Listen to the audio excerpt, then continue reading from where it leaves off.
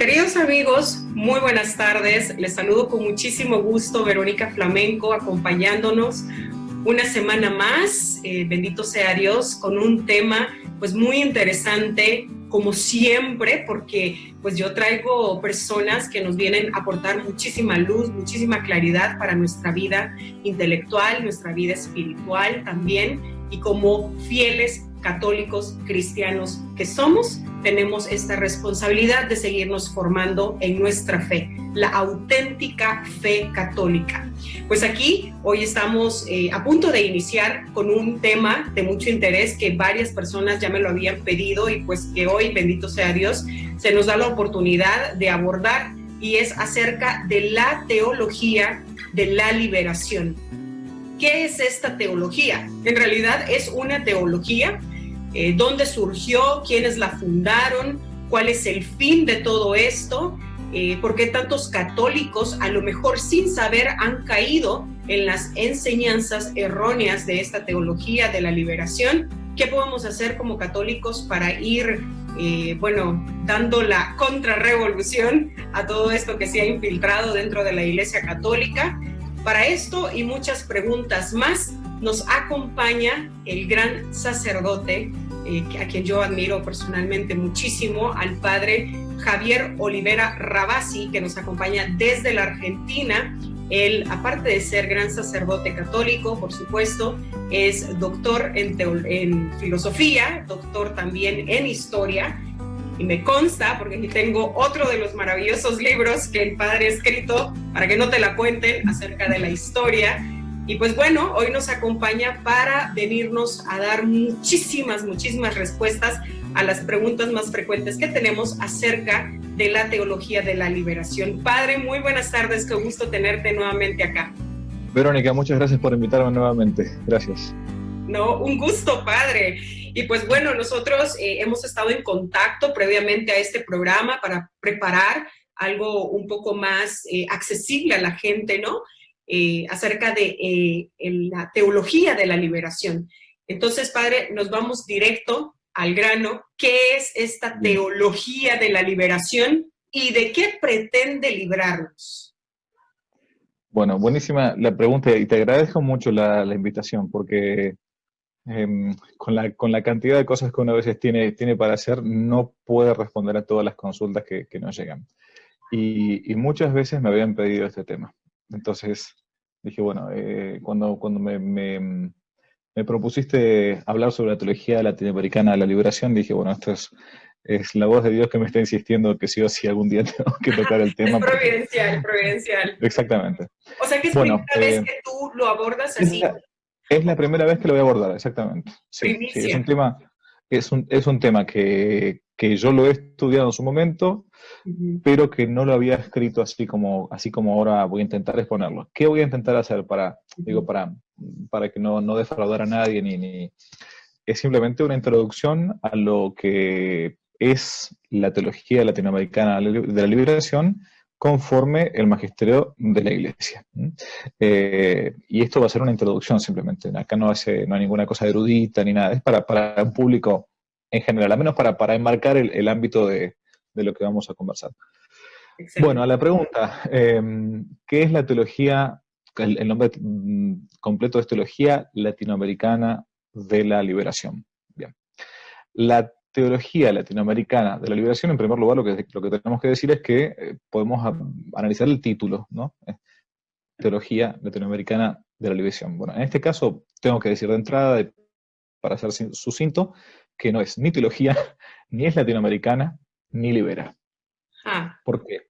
No es teología porque la teología es el estudio acerca de Dios, ¿no? De Dios y su obra, ¿no? Y esto es un simple análisis sociológico desde una ideología, un sistema cerrado de pensamiento, que es el marxismo.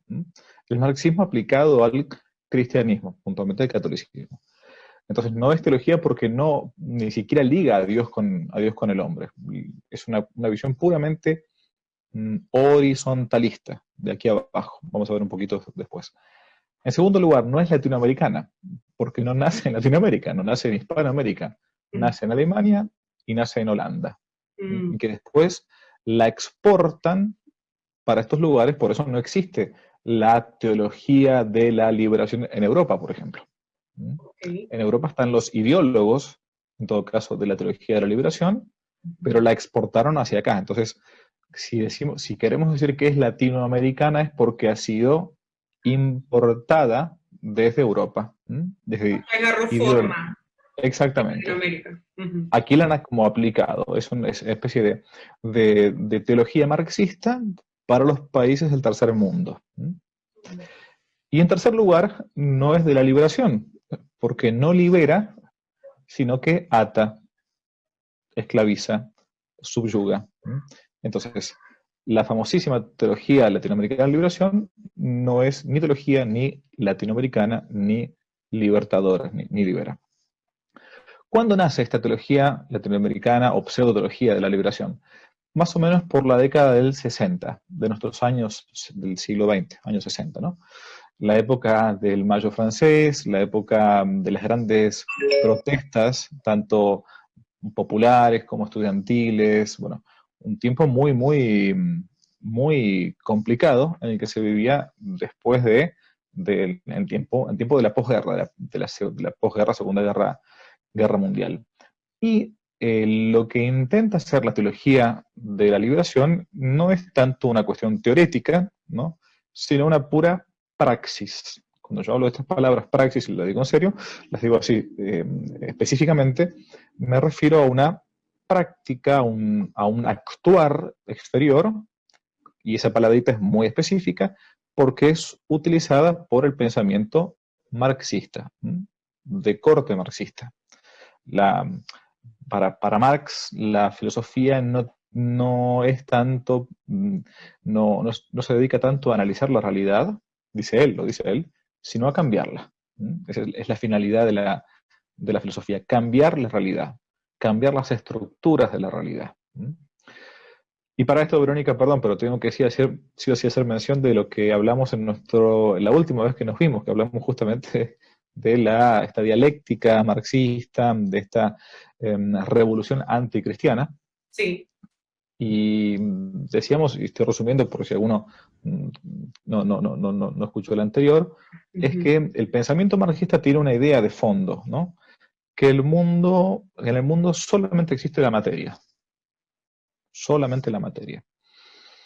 En este sentido, marxistas y liberales tienen una unión más o menos en común en cuanto a su raíz. Muchas veces se los contrapone. Sí, bueno, en su modo de obrar después, pero tienen una raíz que decimos en filosofía inmanente, no trascendente, ¿no? El hombre no puede trascender porque lo único que existe es lo que está aquí abajo, lo inmanente, la materia, ¿no? El mundo de acá de las cosas físicas, palpables, ¿no? Por eso, para un pensamiento marxista, por ejemplo, estás en Estados Unidos, ahora tienen elecciones, ¿no?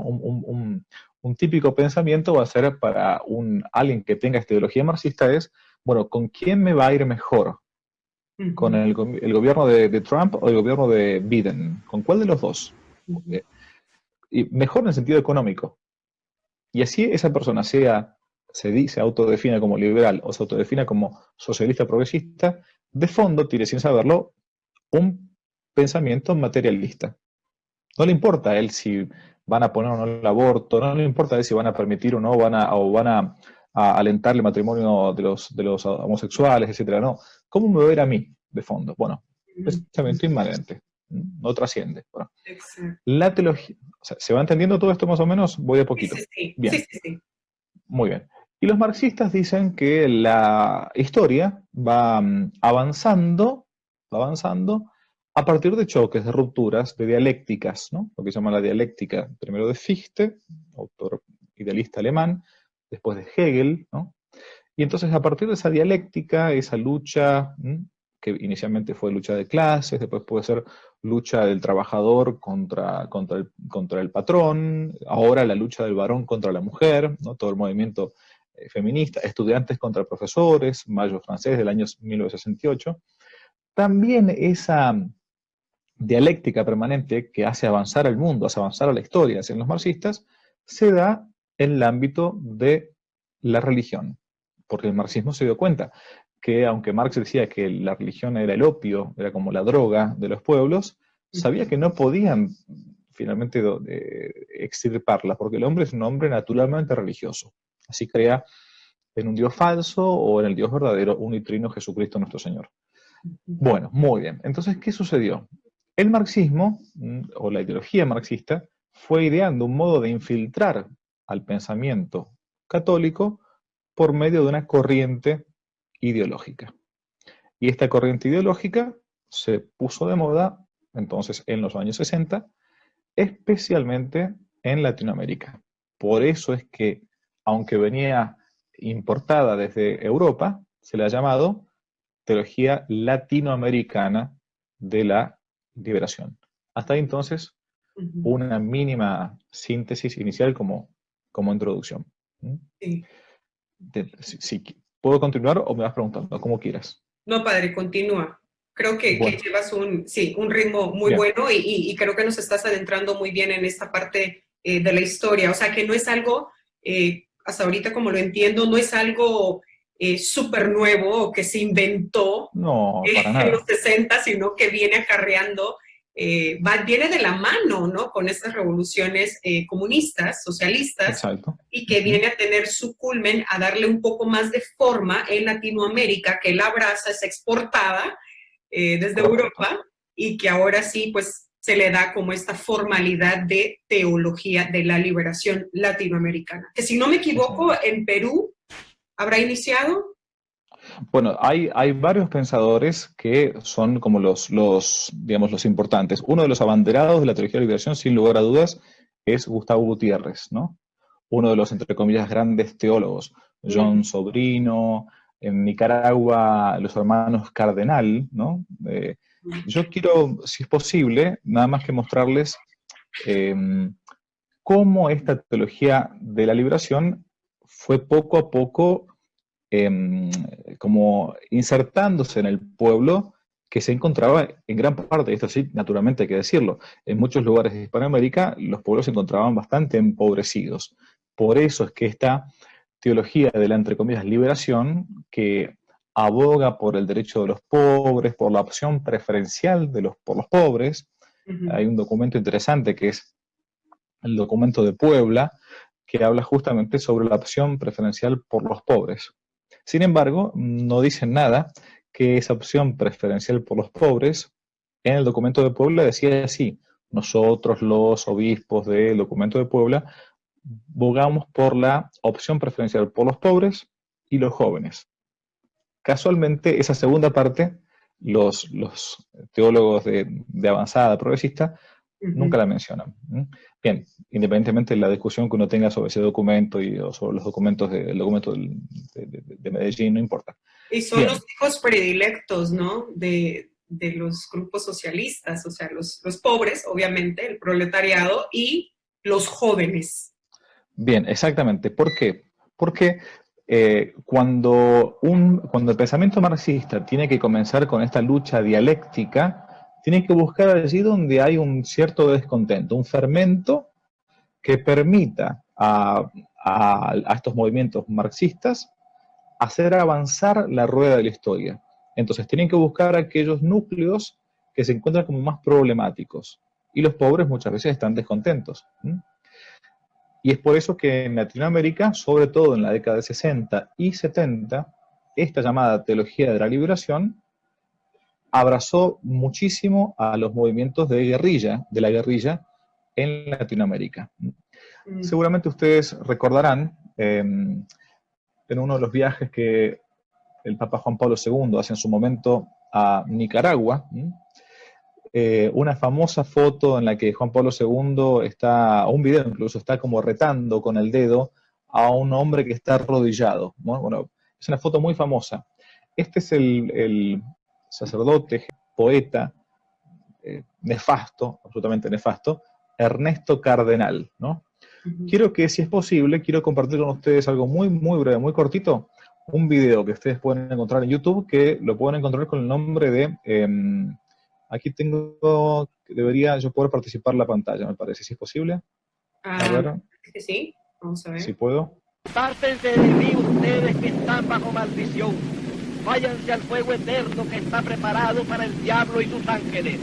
pues tuve hambre y no me dieron de comer, tuve sed y no me dieron de beber, anduve como forastero y no me dieron alojamiento, me faltó ropa y ustedes no me la dieron, estuve enfermo y en la cárcel y no me vinieron a visitar.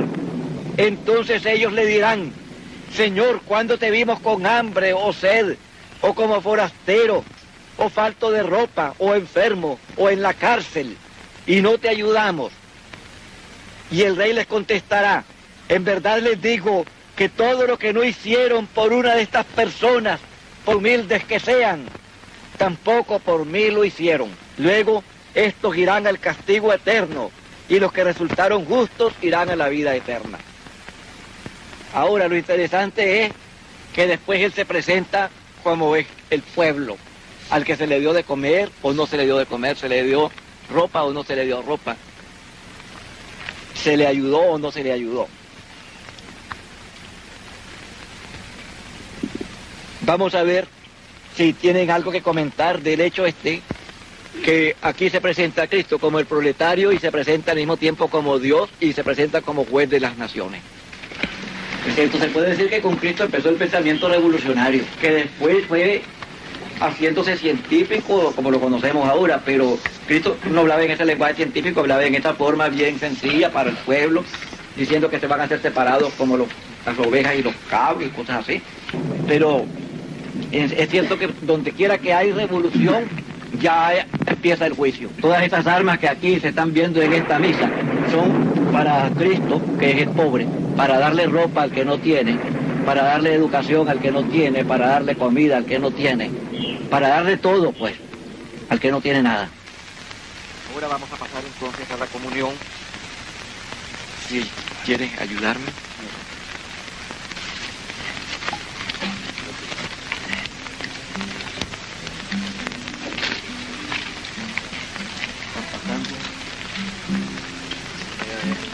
Vayan pasando. Un trocito de pan y un trago de vino.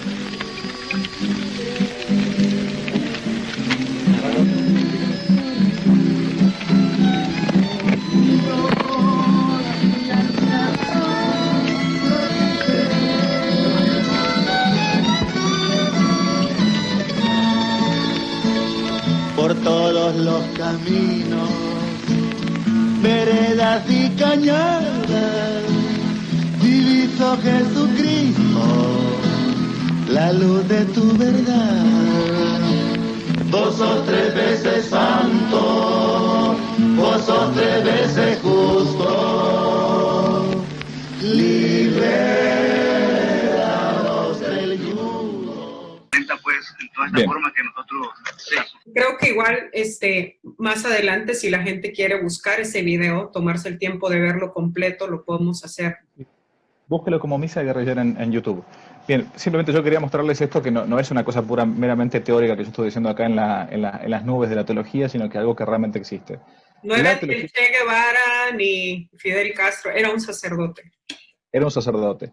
Como este sacerdote, varios otros sacerdotes, el padre Camilo Torres, en Brasil el padre Leonardo Boff, ¿no? Adhirieron a este movimiento de la teología de la liberación, que simplemente es esto, es marxismo teológico que de ninguna manera explica el Evangelio, y que a su vez tiene algunos ribetes o algunas facetas claramente protestantes, porque con la teología de la liberación se interpreta el culto, se interpreta la Biblia, se hace una libre religión propia, la religión de los pobres respecto a los ricos, se condena a aquella persona que tenga posibilidad de adquirir riqueza, ¿no? Porque ser rico es un pecado para la teología de la liberación. Claro. Es una cosa tremenda. Entonces, es por esto que uno dirá, bueno, ¿y qué hizo la Iglesia con toda esta gente? ¿Qué fue lo que hizo? Bueno, hubo una condena clara y precisa respecto de la teología de la liberación. Bueno, estrictamente hablando, no hubo una condena muy específica, porque eran grandes las presiones que existían en la Iglesia. Sabemos que la Iglesia hay muchas internas, esto hoy por hoy no se puede negar, pero en el año 1984, el Papa Juan Pablo II tenía por entonces como prefecto para la Congregación de la Doctrina de la Fe a ni más ni menos que Joseph Ratzinger, después Benedicto XVI. Claro. Y publicó un documento, Ratzinger, titulado así, Libertas Nuntius, ¿no? Donde explica que la teología de la liberación no se condice con la teología católica. Estrictamente hablando, no condena a ningún autor, se cuida mucho, porque era un problema muy, muy grande a nivel de política eclesial. Uno de los pocos que fueron condenados fue Leonardo Boff, que terminó, como todos estos, dejando el sacerdocio y dejando el ministerio. Bien. ¿Qué más podemos decir? Tiene como... Perdón, me vas a decir algo. Sí, no, padre, es que es eso también, justamente ahora que ponías este fragmento de la misa revolucionaria, Sí. y escuchando cómo utilizaban el mismo evangelio para ir penetrando esta ideología, ¿no?, marxista, cómo la utilizan para mostrar a un Cristo revolucionario. Correcto. Entonces, bueno, a mí se me viene a la mente momentos en los que yo personalmente pude caer en esta corriente de la teología de la liberación sin saberlo. Claro, claro. Me acuerdo perfectamente cuando estaba en la universidad, comencé a tomar clases de retórica y comienzas a estudiar, ¿no?, un poco de historia y te comienzan a meter todo esto de, no, tú puedes crear la realidad, ¿no? Las palabras, el poder de la palabra, tú puedes ir cambiando esto. Vamos a quebrar el sistema, ¿no? Entonces yo una vez hablando con una amiga le decía, es cierto, es que el sistema es el que nos oprime, es que hay que desbancarlo, ¿no? Mira Cristo cómo desafió el sistema en aquellos entonces. Mira Cristo, no juzgaba a la mujer que le llevan a apedrear, ¿no? Sino que él la rescata y reta al sistema que existía. Entonces se va, como dicen en inglés, twisting, ¿no? Como malogrando, se va utilizando, se va haciendo una interpretación completamente errónea para adaptarla a su ideología. Bueno, y así entonces, por ejemplo, ¿cómo es visto Cristo? Nuestro Señor Jesucristo es visto. No puedo hacer todo el análisis teológico y filosófico de fondo, pero simplemente para quien conoce un poco más de teología, las bases teológicas y filosóficas del pensamiento de la teología de la liberación, aparte de estar en Marx, en Hegel, en Fichte, ya más modernamente se encuentran en un teólogo jesuita, también tremendo, pero que está de moda hace mucho tiempo, se enseña también en universidades católicas, que es Karl Rahner. Rahner es el teólogo de avanzada, incluso en su momento en la década del 60. Rahner decía, y aquí acá voy al punto, que nuestro Señor Jesucristo fue un hombre como todos nosotros, pero que tomó conciencia de su divinidad. Entonces, nosotros lo que tenemos que hacer es tomar conciencia de nuestra propia divinidad. Rahner decía, todo el mundo es cristiano sin saberlo. Lo único que tiene que hacer es tomar conciencia. Por eso habla él de una especie de cristianismo anónimo. Y es por esto, dice Rahner, y dice la teología de la liberación, que lo que nosotros tenemos que hacer es intentar romper las estructuras, liberar al pueblo de la dominación del imperialismo, y esto es lo que Cristo hizo. Porque Cristo fue, dicen ellos, un revolucionario que intentó luchar contra las estructuras dominantes de su tiempo y por esto fue juzgado. Por lo tanto, hacen de Cristo el primer guerrillero, el primer revolucionario, el Che Guevara del año cero, ¿no? El que luchó... Exacto. Entonces van tijereteando, como decimos, van cortando con tijera partes de la Biblia. Entonces cuando uno habla con un teólogo de liberación o alguien que adhiere a esta postura, que solamente los pobres se van al cielo, los ricos no, y uno les dice, pero perdón, ¿no recordás esa parte del Evangelio donde una mujer está con sus cabellos, con nardo y con incienso, perfumado, le limpia los pies a nuestro Señor Jesucristo? Y viene Judas y me dice, pero podrían haberse dado de comer a muchísimos con esto. ¿Y Jesús qué dice? A los pobres los tendréis siempre con vosotros, pero a mí no me tendréis siempre. Claro, entonces uno va comenzando con citas, ¿no? Y entonces, no, porque Jesús solamente estaba con los pobres. Ah, ¿sí? ¿Y Nicodemo? y José de Arimatea, y las mujeres que lo ayudaban con sus bienes, que se leen los evangelios esto. Exacto. Entonces, no, pero entonces comienzan a darte citas, a citas bíblicas, ¿no? Así, totalmente descontextualizadas, ¿no? Exacto. Vendan todo lo que tienen, déselo a los pobres, y entonces tendrán un tesoro en el cielo, ¿no? Dichosos los pobres, porque vuestro es el reino de los cielos. Una de las bienaventuranzas, felices los bienaventurados los pobres. También Jesús dice, bienaventurados los pobres de espíritu, porque de ellos es el reino de los cielos. Pero nunca está diciendo que uno sí o sí necesariamente para ser católico, para poder ir al cielo, hace falta que uno venda todos los bienes. Lo que nos dice es que uno no tenga atado el corazón a sus bienes. Y nos dice que claramente que con nuestros propios bienes podemos dar ayuda, dar limosna. Claramente que sí. Pero en ningún momento, en absoluto, se planteó el que no hay que tener riquezas. Eso es una cosa que... Entonces resulta que ahora la teología de la liberación planteó, hoy por hoy, a mi juicio, esta corriente teológica marxistoide, ha quedado un tanto en desuso. Hoy está de moda otra corriente teológica que es la llamada teología del pueblo. Y en todo caso, ¿no, padre? Cuando se presenta a este Jesús como una especie de Che Guevara o el primer gran revolucionario, bueno, Jesús mismo lo dijo, yo no vine a abolir la ley. O sea, yo vine a dar el cumplimiento, a dar la total revelación. Y por eso cuando le preguntan acerca del matrimonio, él decía, no, al principio no era así. Exacto. No. Bueno, esta corriente, entonces, teológica, todo lo respeta. La Biblia, no según el magisterio bimilenario de la Iglesia, sino mi propia interpretación marxista. El culto, recién, bueno, no sé si algo se pudo ver en esa misa marxista, la misa es, bueno, compartir el pan, ¿no? El dogma va cambiando porque la historia en el mundo de Marx va mutando, va cambiando y siempre dicen ellos para mejor, ¿no?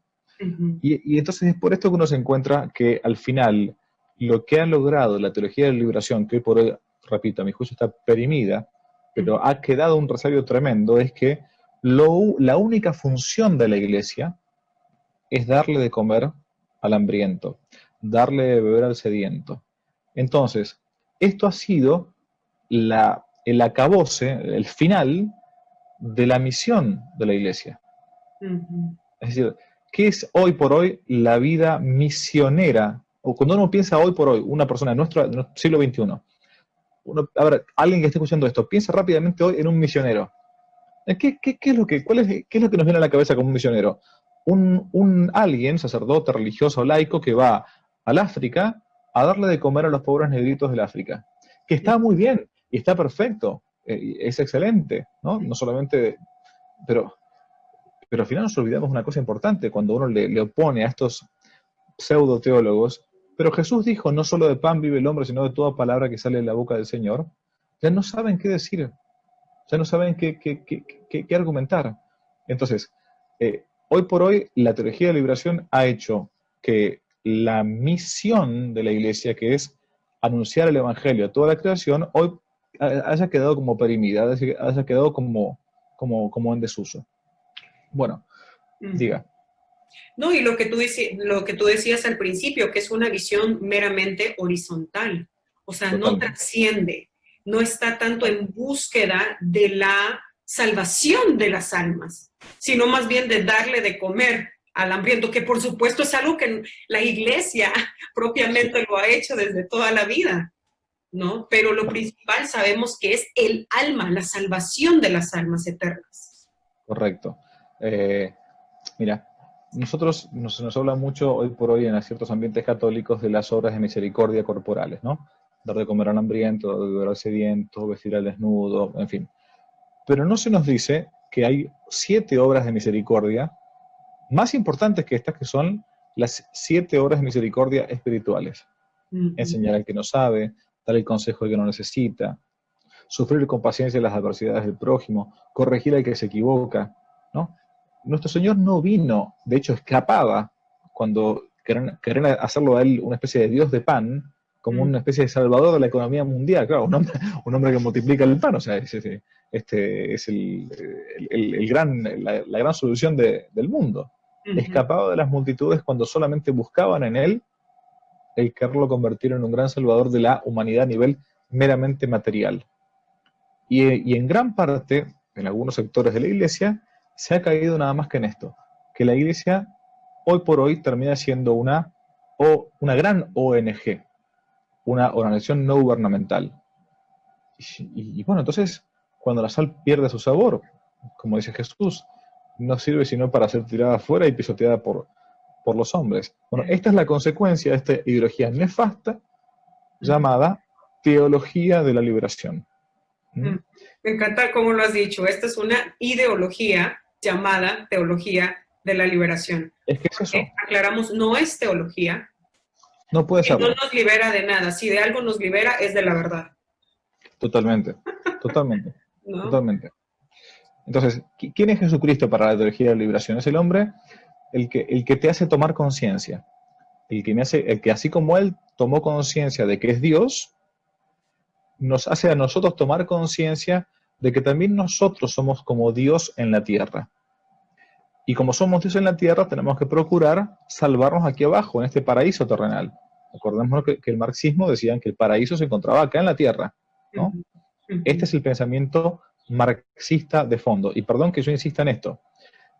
En este sentido, no hay diferencias entre la ideología de fondo marxista con la ideología de fondo liberal.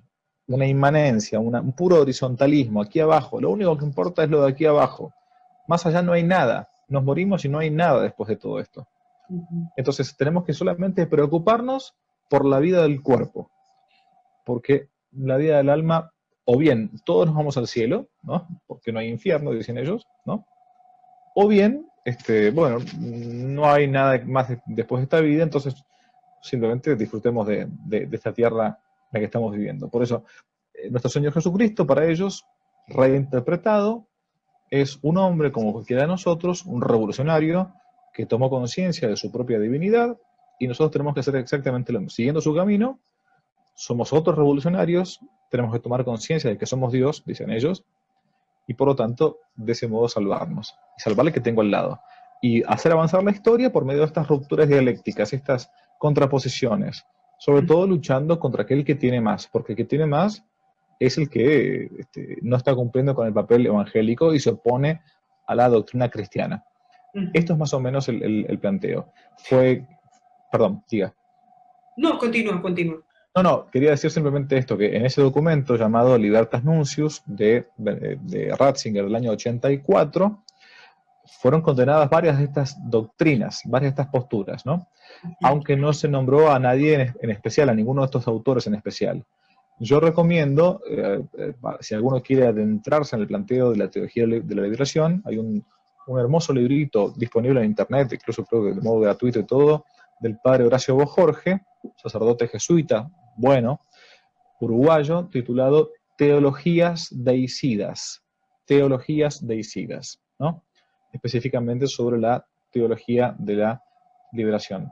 Y si no, el documento que acabo de mencionar recién de Ratzinger del año 1984 es más, pero más que claro, y un documento muy sencillo de leer. Padre, entonces ahorita eso que tú nos estás comentando también de estas enseñanzas que ellos promueven, yo creo de que las ha abrazado tanto la iglesia moderna, por llamarla así, que por eso a lo mejor escuchamos tan poco hablar del pecado mortal, tan poco del infierno, ¿no? De que ahora nos presentan a un Dios solo misericordioso, lo cual por supuesto que Dios es misericordia, ¿no? Grande en misericordia. Sí, sin embargo, se nos olvida el Dios justiciero. O sea, es tanta la misericordia de Dios que jamás va a permitir que un alma se vaya al infierno. Bueno, fíjate la paradoja y la estupidez de este planteo, que si todo el mundo se va al cielo, porque Dios es pura misericordia, no tenemos que ni siquiera darle comer al hambriento. ¿Para qué voy a hacerlo? ¿Y para qué vino Cristo entonces, no? ¿Para qué vino? aparte para qué vino, pero incluso en el planteo lógico de esta gente, de que, bueno, entonces si todo el mundo se va al cielo, entonces ¿por qué yo voy a tener que estar compartiendo mi pan con el hambriento? ¿Para qué? Sí. Es más, matémoslo rápido a ese pobre, matémoslo rápido para que se vaya al cielo rápidamente si todos se van al cielo. Exacto. O sea, este es un planteo mortal, de fondo, mortal. Y lamentablemente se ha impregnado a una buena parte, incluso lo digo en serio, sin total raciocinio en muchos casos, en algunos seminarios, porque creen que ser sacerdote, o creen que ser católico, o creen que ir a ayudar a un grupo parroquial es simplemente esto, darle de comer al hambriento, hacer un pozo de agua, y que está muy bien, eso nadie lo niega, pero no vino Jesús para salvarnos de la pobreza económica, nos vino sobre todo para salvar de la pobreza espiritual, porque el hombre no es eterno, o sea, no vive para siempre acá en esta tierra. Y entonces estamos dejando lo más importante, que es la vida del alma. Que las almas conozcan a Jesucristo, conozcan la gracia, conozcan los sacramentos, y de ese modo puedan alcanzar la salvación eterna. Nunca, nunca, nunca la vida del alma va separada de un cierto progreso humano, ¿no? Nunca, jamás. Basta con que uno vea lo que sucedió en la Edad Media, en la Europa de la Edad Media, ¿no? ¿Quién fue el que creó las universidades, los hospitales? Fue todo lo que llamado la cristiandad, el pensamiento cristiano occidental. Pero bueno, esto realmente es una esclavitud, por eso no hay que llamarla ni teología ni latinoamericana, ni mucho menos liberadora. No te libera, te esclaviza. Y aparte, a ver, vamos a las consecuencias. Lo que ha logrado esta nefasta teología de la liberación es que en masa muchísimos católicos se han ido a las sectas, se han ido a los protestantes, a los evangélicos, a los testigos de Jehová. ¿Y por qué? ¿Y por qué esta gente, por lo menos, mal que mal, me habla de Cristo? Mal que mal, me habla del Evangelio, mal que mal, me habla de la Biblia, me habla de que hay un infierno, que me tengo que salvar, que hay virtudes que practicar, que tengo que ser fiel a mi esposo, a mi esposa, que tengo que educar cristianamente a mis hijos, que no tengo que mentir, que no tengo que robar. Entonces, esa gente que se fue a las sectas, en realidad son católicos defraudados por estas corrientes ideológicas nefastas. Exacto, exacto. Padre, y también, como decías al inicio, obviamente esto es un marxismo, ¿no? Este es un catolicismo socialista. Entonces, utilizan esto de la dialéctica, y pues yo creo, igual he estado estudiando un poquito acerca de esta teología de la liberación, porque se me ha hecho terrible cómo se ha infiltrado dentro de la iglesia, y cómo muchos católicos, también lo repito, como decía al inicio de la transmisión, la han abrazado muchas veces sin saberlo, ¿no? Es tanta veces la ingenuidad de la gente que mucha gente con corazón bueno dicen, es que yo quiero ayudar. Sí, claro. Es que me dicen que rece y que ayude a la salvación de las almas, pero ¿qué pasa con el que con el que quiere cruzar la frontera? ¿Qué pasa con el que, no sé, los árboles están cayendo y no estamos haciendo, los están quemando y se está acabando el mundo y no estamos haciendo nada? Entonces, yo veo que han surgido también otras ramas de esta misma teología de la liberación. Escuchaba acerca de la teología ecológica, la teología feminista, que quieren darle hasta un género ya a Dios mismo, la teología indigenista, si es el propio nombre que se le puede dar. Entonces, ¿esto también viene a raíz de esta teología de la liberación o es algo separado? Bueno, estas son corrientes que se derivan de este pensamiento que le pueden llamar como Bátimo, el pensiero d'Ébole, ¿no? El pensamiento d'Ébole, ¿no? Esta corriente de la posmodernidad donde todo es fluctuante, donde todo es cambiante, donde es una especie de lago que va moviéndose hacia todos lados.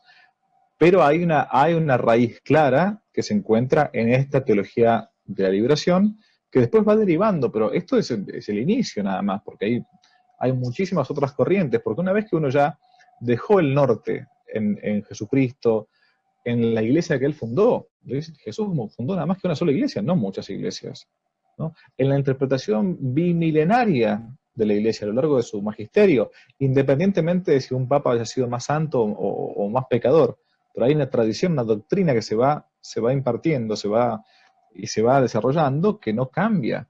Entonces, cuando uno ya armó otra religión, armó otra cosa, a partir de, o una corriente ideológica, como es esta teología latinoamericana de la liberación, tenemos estas cosas, que adoramos a las plantas, o creemos que hay una lucha eterna entre el varón y la mujer, cuando en Génesis lo vemos que es el contrario, es una ayuda adecuada, te pondré como la compañera que es Eva, ¿no? ¿Desde cuándo hay una dialéctica entre hombre y mujer? Bueno, es una cosa delirante. Y entonces nos encontramos con la teología homosexual, ¿no? O sea, teología homosexual, o sea, ya el nombre ya es teología homosexual, si la teología habla de Dios. Entonces, uno podrá decir, bueno, teología moral, y dentro de la moral, lo que Dios nos dejó sobre la moral, condenemos las cosas buenas, las cosas malas y dejemos las cosas buenas. Pero en fin, o sea, la derivación de todo esto no tiene límites. Porque como es un centrarse en uno mismo y en una misma idea, y esto es lo importante, y vuelvo de vuelta, la ideología, un católico no puede tener ideología, porque una ideología es algo que es independiente de la realidad, natural o sobrenatural. Es una concepción centrada en uno mismo a partir de una idea. La realidad no es como es, dice un ideólogo, sino que es como yo la represento, como yo quiero que sea. Bien, entonces, esta teología o estas corrientes teológicas, feministas, ecologistas, lo que fuera, son eso. Son una derivación alocada, como decía Chesterton, que las ideas se volvieron como locas, ¿no?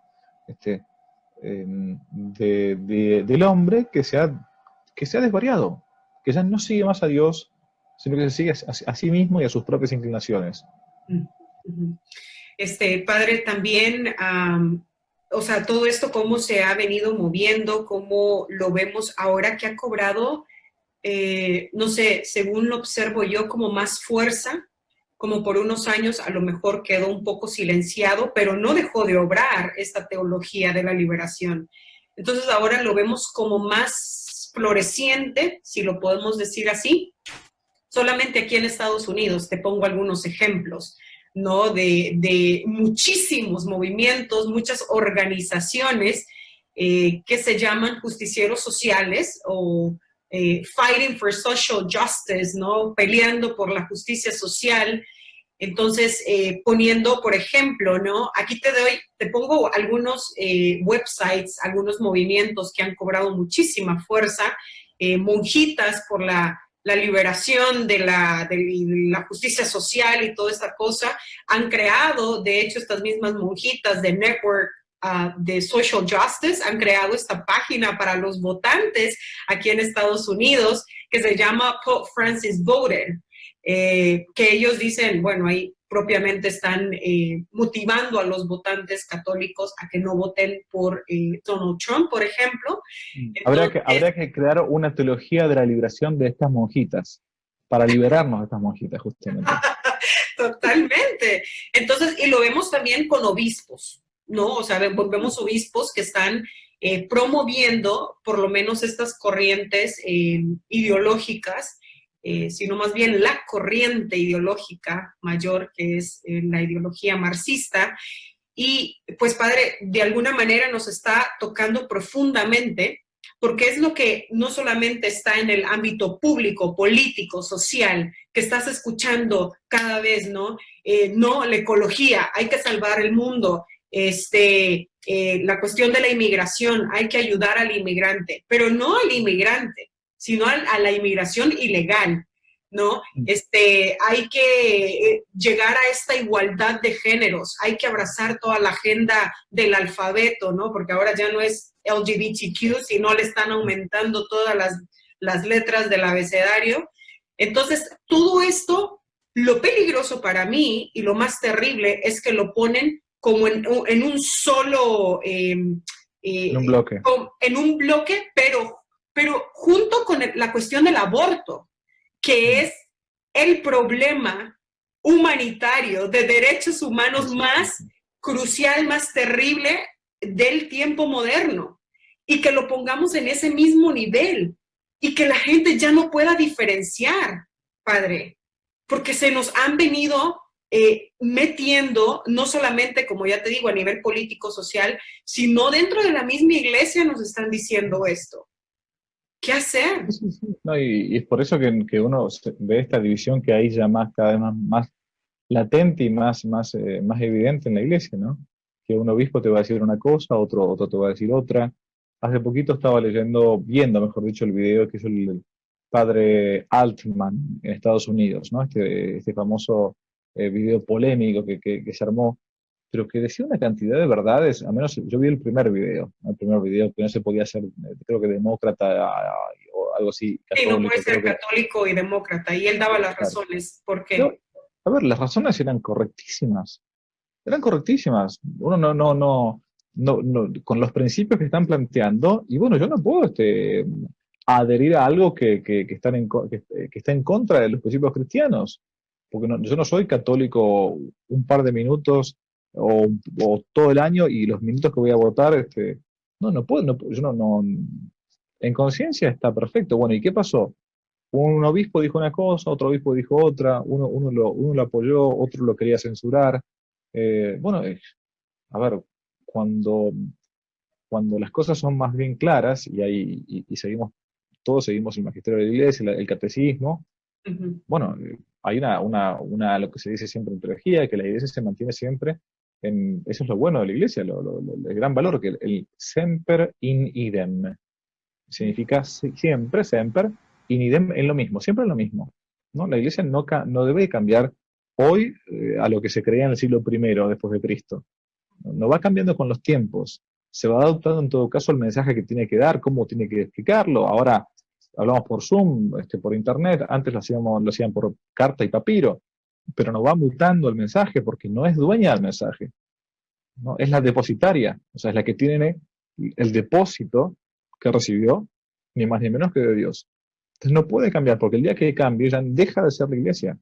Entonces quedará, bueno, lo que nos está pasando ahora, que cada vez uno lo ve. Yo quiero escuchar lo que decíamos antes, quiero escuchar que me hablen de la Biblia, de Jesús, de las virtudes, de irme al cielo.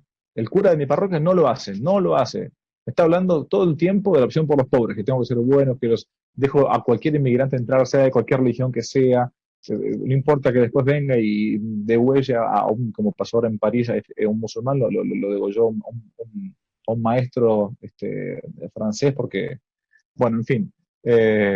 Claro, entonces yo soy mal católico, porque no estoy con la opción por los pobres, creo porque no quiero abrazarme a un árbol y hacer teología ecológica, pues vaya a saber qué. En fin. Pero bueno, ¿cómo hacer acá? Cuando dije, volvamos al catecismo, no hace falta ser un genio acá, ¿eh? Volvamos al catecismo. Los curas predicamos el catecismo en la Santa Misa. Los laicos, cuando tienen dudas si un sacerdote, un obispo, quien sea, está diciendo algo que va contra o no a la doctrina de la iglesia, vayan al catecismo, lean. Yo recomiendo siempre el catecismo, incluso el compendio del catecismo que hizo el Papa Benedicto XVI. Excelente, una cosa pequeña. Porque si no, no tenemos opción. Fíjense, ese es un regalo, si no me equivoco, es un regalo que Evo Morales, el presidente de Bolivia, le regaló en su momento al Papa Francisco. Si no me equivoco, es eso, ¿no? Es eso, Bien. es eso, padre. O sea, ¿qué es eso? Para la gente que no sabe, por las dudas, es el símbolo de la hoz, ¿no? Y el martillo, el símbolo comunista de la Unión Soviética. Es eso, con un Cristo revolucionario, un Cristo marxista, ¿no? Correcto. Después, gracias a Dios, hubo una queja de parte del Vaticano respecto a este regalo. Pero esta imagen resume el planteo de la teología de la liberación. O sea, intentar adoptar o apropiarse de la religión católica para hacer una especie de anexo de la ideología marxista. Es esto. Cualquier parecido con la realidad es mera coincidencia, dicen por ahí. Pero, ¿qué pasaría, padre, si la iglesia comienza a ver o llegamos a tener una situación en que desde la jerarquía mayor se comience a suavizar o a abrazar o a promover aún más toda esta falsa teología de la liberación? Bueno, va a pasar muy parecido en el caso que eso suceda a lo que sucedió en el siglo IV, cuarto, quinto después de Cristo, con la herejía del arrianismo, ¿no? Hubo obispos, muchos, la mayoría de los obispos, que adhería a una herejía tremenda de un sacerdote católico llamado Arrio, como si fuera hoy Gustavo Gutiérrez, Leonardo Boff, Ernesto Cardenal, cualquiera de estos personajes de la teología de la liberación, que decía Arrio que en realidad Jesucristo no era Dios, era un hombre importantísimo, súper eminente, con muchísimas virtudes, pero Dios no era, ¿no? Entonces, si Dios no era, no podía tampoco redimirnos. Bien, ¿qué sucedió? Pocos obispos, muy poquitos, y los laicos, sobre todo los laicos, mantuvieron la verdadera fe. Por eso, la famosa frase de por entonces, decía San Atanasio, el gran obispo San Atanasio, que luchó contra los arrianos, ellos tienen los templos, le decía a los obispos arrianos, pero nosotros tenemos la fe. Hasta llegó a haber un papa que firmó un credo semi-arriano, ¿no? Se discute todo este tema. Pero ¿qué debería ser uno como católico? Bueno, sabemos que hay un sentido común de los fieles. Esto está en la teología. El sentido común de los fieles. Cuando uno va y por ese como olfato dice, que esto me suena mal lo que el cura te dice. Esto no. Ese sentido común de los fieles, ¿no? No tengo duda, entonces, primero, gracias a Dios, entonces que tengo dudas porque tengo un buen sentido común, entonces religioso. Me iré a leer el catecismo. Hoy por hoy, ningún católico del mundo, salvo alguna excepción, deja de tener acceso a Internet. Ninguno. Hoy tenemos millones de medios para poder formarnos, para poder informarnos, para poder leer un buen libro de teología, el catecismo, para seguir un sacerdote o un obispo serio. No hay excusa para que a uno le quieran, como decimos acá, meter el perro, ¿no? Como engañar, ¿no? No hay excusa. Y para eso yo quiero invitar a la gente a que visite tu página web, que no te la cuenten.org, y también tu canal de YouTube. Tienes cursos fenomenales. Yo creo, Padre, de que estás cambiando muchísimos corazones, estás formando muchas mentes. Alabado sea Dios, ¿no? Porque eso es justamente lo que necesitamos. Fuentes confiables, ¿no? Que sepamos que vamos a lo auténtico, a lo que es, no con medias tintas ni medias verdades.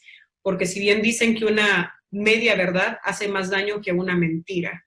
Entonces, yo los invito a que visiten la página del padre Javier Olivera Rabasi. El otro día te dije Rabasi. Tílenla ahí. Para que vayan, y también todo el contenido que él promueve, que él comparte en su canal de YouTube, muy importante, y especialmente en estos tiempos de confusión. Yo no he escuchado a ningún católico fiel que no se haya dado cuenta de que hay mucha confusión ahora dentro de nuestra iglesia.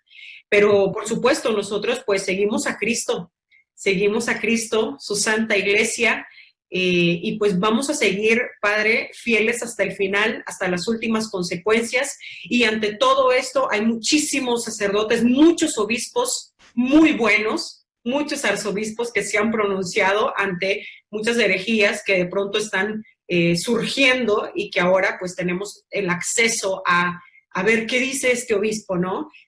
Tú entrevistaste anteriormente al arzobispo Schneider, ¿no? Hace unos meses atrás. Sí. Entonces, él es un gran punto de referencia para nosotros, por lo menos aquí en Estados Unidos. Entonces, y el cardenal Sara también, que lo podemos seguir. No sé si tú quieras recomendarnos a alguien más. Miren, aparte de recomendarte a ti mismo. No. Justo eso no. Hace poquito, bueno, el cardenal Sara es creo que de los hombres más santos, más eminentes que tenemos hoy por hoy, ¿no? Dentro de la iglesia, sin lugar a dudas. El cardenal Pell es un mártir de lo políticamente correcto en estos tiempos. Estuvo encarcelado un año entero por una falsa acusación de un supuesto abuso sexual, que lo liberaron hace poquito, lo absolvieron.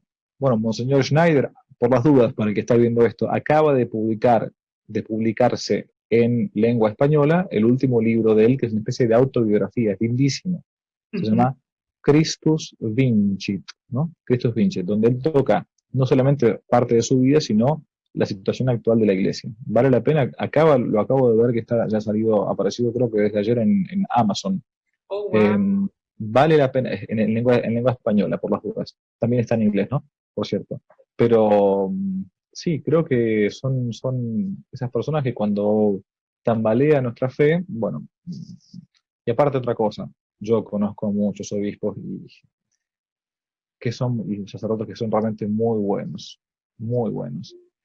que están pasando a veces por una gran persecución. Estos momentos no son fáciles para el mundo en general, ¿no? Creo que este 2020 a todo el mundo nos va a cambiar. El mundo eclesiástico o civil es un antes y un después. Para mí esto es un año bisagra por completo.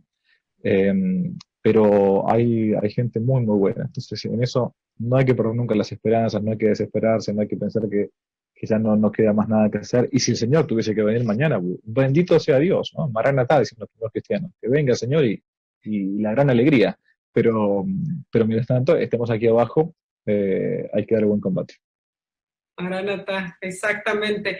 Te cuento lo que me pasó una vez que yo estaba rezando. Esto fue hace quizá unos 3 meses. Aquí en California tiembla mucho. Bueno, yo estaba rezando y le estoy pidiendo a Dios, o sea, en una oración tan honesta, estaba tan concentrada, comienzo a pedirle, Señor, ven pronto, Señor, ven pronto, Señor. Y en eso comienza a temblar.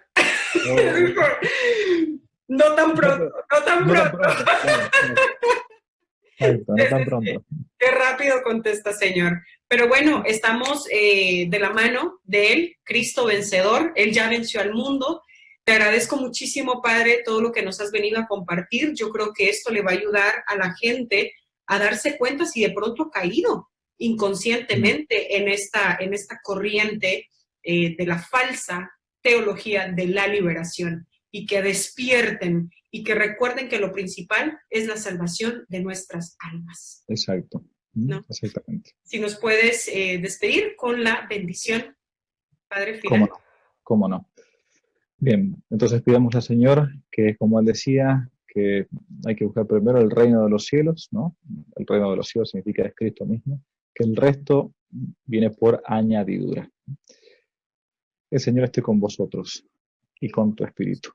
Y que os bendiga Dios Todopoderoso, el Padre, el Hijo, el Espíritu Santo. Amén. Muchas gracias, Verónica. Gracias, Padre, a ti. Que Dios te bendiga todo tu ministerio y que viva Cristo Rey. Que viva. Y que viva la contrarrevolución. Que viva también. Que Dios te bendiga. Gracias a todos. Hasta la próxima. Adiós. Si les gustó el video, no olviden darle me gusta, suscribirse, activar la campanita y comentar. Para nuevos temas pueden dejarlo aquí abajo como sugerencia en los comentarios. Y también pueden seguirnos en nuestro sitio web donde tocamos temas de actualidad, de apologética y de formación. Dios los bendiga, que no te la cuenten.